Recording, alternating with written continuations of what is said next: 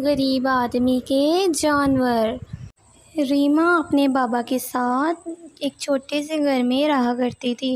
काफ़ी अर्सा पहले उसकी माँ का इंतकाल हो गया था, जिसकी वजह से रीमा को घर के सारे काम करना पड़ते। वो जब उसके बाबा काम पर जाते तो वो घर के सारी सफाइयाँ भी करती, कपड़े धोती, खाना बनाती और फिर वक्त निकाल कर पढ़ाई भी किया करती। वो अपने बाबा के साथ हर रोज़ नई नई चीज़ों की फरमाइश किया करती। जब भी उसके बाबा घर आते तो वो अपने बाबा से अलग अलग चीज़ों की फरमाइशें किया करती। वो अभी छोटी ही थी, जिसकी वजह से उसको इतनी समझ नहीं थी कि उसके बाबा उसकी इतनी फरमाइशें पूरी नहीं कर सकते। तो फिर उसके बाबा परेशान हो जाया करते और सोचते कि क्या मैं इस लायक नहीं जो कि अपनी बेटी की छोटी छोटी ख्वाहिशें ही पूरी कर सकूं? काश मेरे पास इतने पैसे होते कि मैं अपनी बेटी की ख्वाहिशें पूरी कर सकता। एक दिन उसके बाबा जब घर आते हैं तो रीमा अपने बाबा से कहती है कि बाबा बाबा मैंने स्कूल की फ़ीस देनी है, मुझे पैसे दीजिए। तो उसके बाबा कहते हैं कि ठीक है बेटा, मैं दे देता हूँ। तो फिर उसके बाबा बाहर चले जाते हैं और जाकर अपनी पॉकेट से पैसे निकाल कर देखते हैं तो उनके पास बहुत ही कम पैसे होते हैं और वो सोचते हैं कि अगर मैंने ये पैसे रीमा को फ़ीस के लिए दे दिए तो हम घर का खर्चा कैसे करेंगे? ईद भी आ रही है, रीमा को सूट भी लेकर देना होगा। अब मैं क्या करूं? मैं ऐसा करता हूँ, अपने जानवर बेच आता हूँ, जिससे हमें पैसे मिलेंगे तो मैं सारे काम कर लूँगा। फिर वो घर आता है और आकर अपनी बेटी से कहता है कि मैं शहर जा रहा हूँ जानवर बेचने। जब मैं आऊँगा तो मेरे पास बहुत सारे पैसे होंगे और फिर मैं तुम्हारे स्कूल की फ़ीस भी भर दूँगा। मुझे 1 दिन लग सकता है, तो तुम अपना ख़्याल रखना। रीमा बहुत खुश हो जाती है और कहती है कि ठीक है बाबा आप जाइए।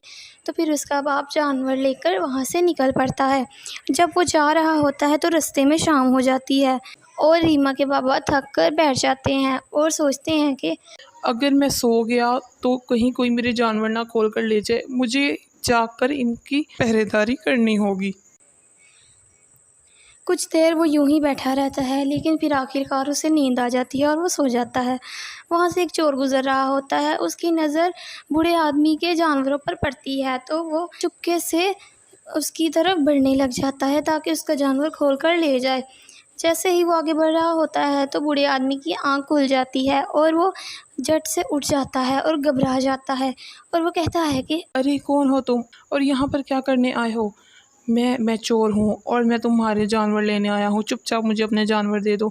नहीं नहीं, मैं तुम्हें अपने जानवर नहीं दूंगा। अगर तुम नहीं दोगे तो मैं तुम्हें गोली से मार दूंगा। तो वो अपनी पिस्तौल निकाल लेता है। रीमा के बाबा बहुत घबरा जाते हैं और बहुत डर जाते हैं। वो अपनी पॉकेट में हाथ डालते हैं तो उनको अपनी बेटी का खिलौने वाला चाकू मिलता है। तो वो चाकू निकाल कर कहते हैं कि अगर तुमने मुझ पर पिस्तौल से हमला किया तो मैं भी तुम्हें चाकू से ज़ख्मी कर दूंगा। जिससे चोर घबरा जाता है और वो सोचता है कि अरे मेरे पास तो नकली पिस्तौल थी, इसमें तो गोलियां भी नहीं है। ये तो बच्चों के खेलने वाली पिस्तौल है। अगर इसने चाकू से मुझ पर हमला कर दिया तो मैं क्या करूँगा? मैं तो बहुत ज़ख्मी हो जाऊँगा। तो चोर कहता है कि ठीक है, मैंने तुम्हें माफ़ किया, जाओ मैं नहीं लेता तुम्हारे जानवर। और चोर काफ़ी घबरा जाता है और झट से वहाँ से भाग जाता है। रीमा के बाबा भी बहुत घबराए होते हैं और वो सोचते हैं कि शुक्र है चोर चला गया। अगर उसे पता चल जाता कि मेरा चाकू नकली था तो उसने मुझ पर हमला ही कर देना था और फिर मैंने क्या करना था। शुक्र है मेरी जान छूटी।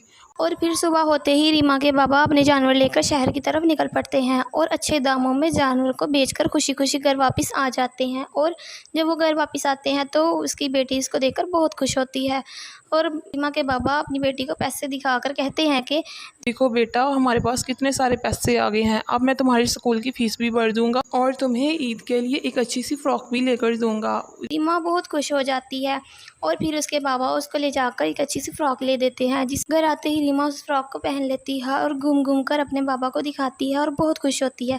उसका बाप भी बहुत खुश होता है कि उसने अपनी बेटी की एक ख्वाहिश तो पूरी की। अगर आपको ये कहानी पसंद आई है तो हमारे चैनल को सब्सक्राइब करें, वीडियो को लाइक करें और एक अच्छा सा कमेंट करें।